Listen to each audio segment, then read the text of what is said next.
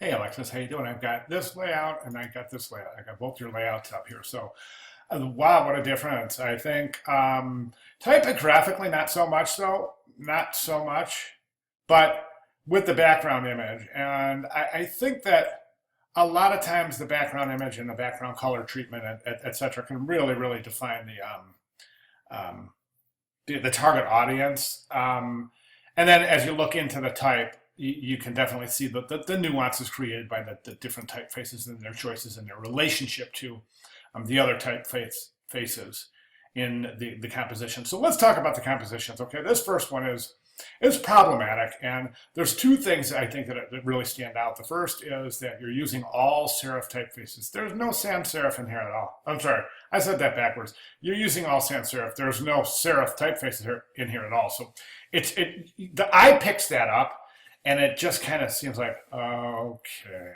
so here we go, and that it doesn't. It's not happening here or here or here, but all through here it is. And the reason is because you're not creating any typographic hierarchy within your body copy. And we've learned a couple of different techniques of doing so: drop cap, pull quotes, call outs, sidebars, to name a few of the ones I think that would be most effective in a layout like this. Um, the other thing is really the main thing is that there's just no demarcation of new paragraphs.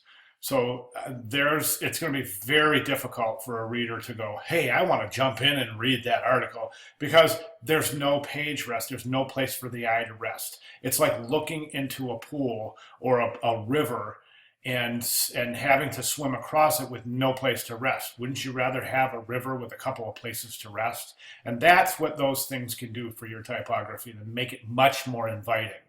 Um, so demarcate your paragraphs. This is too long right here. I would definitely bring that down to 2 paragraphs. I recommend that you just take one of these pages and print it so you can see how large this type is. It's very large. Got some unusual spacing right here.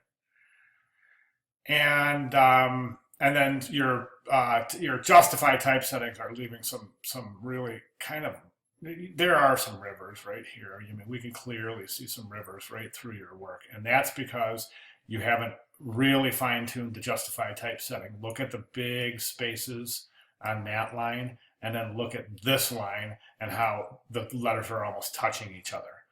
Okay, so you'll want to adjust that. Then over here, again, the same thing.